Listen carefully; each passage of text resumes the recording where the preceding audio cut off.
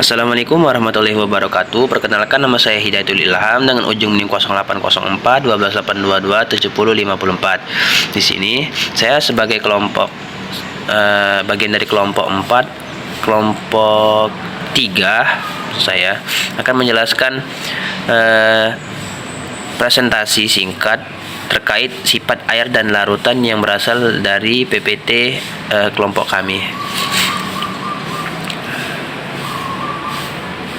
Ini merupakan anggota kelompok 3. Ada Elisia, Syahira, Alma Putri, Rara, Aletesha. Air merupakan suatu senyawa yang paling melimpah di bumi. Ia memiliki sifat-sifat unik yang membuatnya sangat penting bagi kehidupan. Sifat air menjadi dasar pembentukan suatu larutan. Larutan merupakan campuran homogen antara dua zat atau lebih yang memiliki komposisi merata atau serba sama di seluruh bagian volumenya. Difusi, osmosis, dan imbibisi.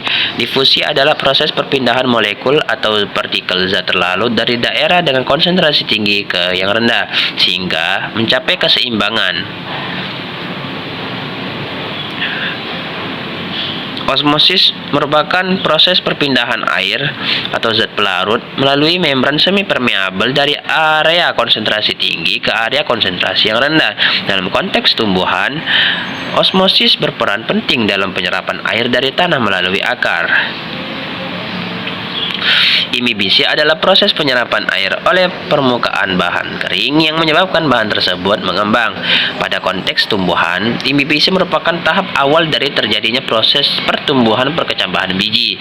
Biji yang kering akan menyerap air dan memulai aktivitas metabolik yang diperlukan untuk memulai terjadinya pertumbuhan.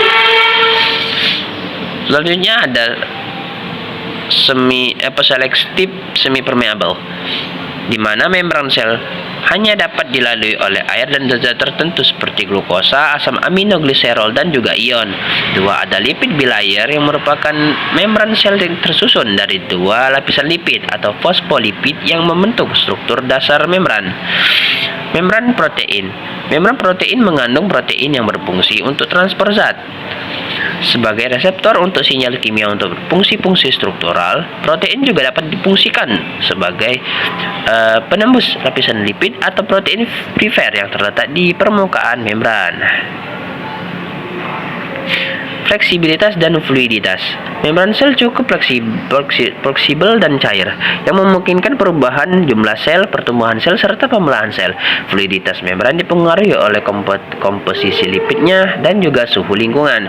5. Mengandung karbohidrat. Karbohidrat yang melekat pada lipid dan protein berperan penting dalam pengenalan sel, komunikasi antar sel, dan juga sebagai reseptor untuk sinyal eksternal. Baik, selanjutnya ada potensi air dan larutan. Potensi air adalah ukuran dari energi bebas air yang dipengaruhi oleh zat tertentu, tekanan, dan juga partikel matrix. Selanjutnya ada potensial larutan yang sangat berhubungan dengan potensial air, yakni semakin tinggi konsentrasi zat terlarut dalam suatu larutan, maka akan semakin rendah potensial air dan semakin tinggi potensial larutannya. Next. Selanjutnya ada potensial larutan dan juga yang mempengaruhi pergerakan air. Absorpsi air oleh akar. Akar tumbuhan memiliki konsentrasi zat terlarut yang lebih tinggi dibandingkan dengan larutan tanah. Akibatnya, potensial air di dalam akar lebih rendah. Air akan bergerak secara osmosis dari tanah, yang menyebabkan potensial air lebih tinggi ke akar ke potensial air tinggi yang lebih rendah.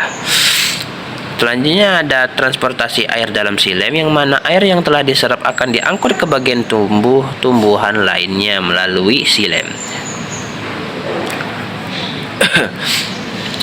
Ini ada dari tanah ke akar atau absorpsi. Air bergerak dari tanah ke akar melalui proses osmosis. Air masuk melalui rambut akar yang memiliki potensial air yang lebih rendah dibandingkan dengan tanah. Dari rambut akar, air bergerak melalui korteks akar menuju silem, baik melalui jalur apoplas maupun simplas. Dari akar ke daun atau transpirasi.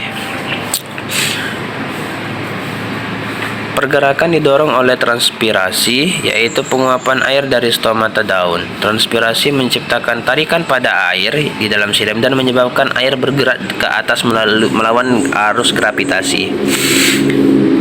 Transpirasi dan fotosintesis. Di daun, air yang dibawa oleh xilem digunakan untuk proses fotosintesis. Sebagian besar air akan hilang melalui stomata dalam bentuk uap air, dan itulah yang dinamakan dengan transpirasi. Potensial tekanan.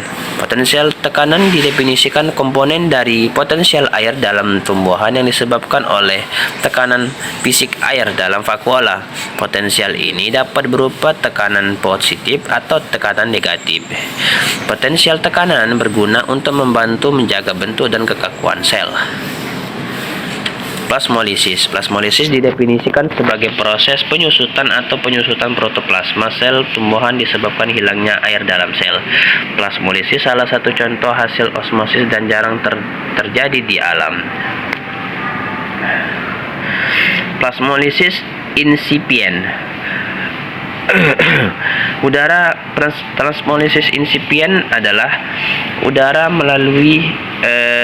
mengalir keluar sel selama tahap plasmolisis insipien, yang juga menandai dimulainya pengurangan volume sel dan munculnya dinding sel. Plasmolisis jelas atau terbatas. Langkah kedua dari plasmolisis ketika kemampuan dinding sel untuk berkontraksi telah habis dan sitoplasma terpisah dari dinding sel dan mengalami bentuk bulat. Plasmolisis akhir. Tahap ketiga dan terakhir dari plasmolisis.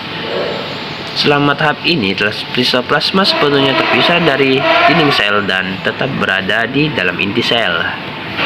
Jenis-jenis plasmolisis. Ada plasmolisis cekung dan plasmolisis convex. Plasmolisis cekung adalah proses yang dapat dibalik dan dapat dilakukan dengan merendam sel dalam larutan hipotonik yang mendorong sel untuk menyerap air sekali lagi. Plasmolisis convex merupakan menyebabkan protoplasma dan membran sel mengeluarkan kelebihan air sehingga keduanya terpisah sepenuhnya dari dinding sel. Sel akhirnya hancur ketika dinding sel runtuh. Imbibisi benih atau biji. Imbibisi merupakan proses penyerapan air oleh benih yang kering yang menyebabkan benih mengembang. Benih menyerap air dari lingkungannya, kemudian memulai kembali aktivitas metabolismenya dan akhirnya berkembang menjadi tanaman baru. Proses imbibisi. Penyerapan air ketika biji terkena air akan masuk ke dalam biji melalui pori-pori kulit biji. Proses ini terjadi karena adanya perbedaan potensial air antara air di luar biji dan di dalam biji. Pembengkakan biji. Dengan masuknya air, biji akan membengkak. Pemrosesan ini disebabkan oleh hidrasi koloid di dalam biji seperti protein dan pati. Aktivasi enzim. Pembengkakan biji mengaktifkan sebagai berbagai macam enzim yang telah diaktifkan selama masa dormansi. Enzim ini berperan penting dalam mengubah cadangan makanan dalam biji. Terima kasih. Mungkin itu saja presentasi yang dapat saya sampaikan untuk tugas presentasi fisiologi tumbuhan, di mana saya merupakan kelompok 4 dan mohon maaf apabila ada kekurangan di dalam presentasi saya.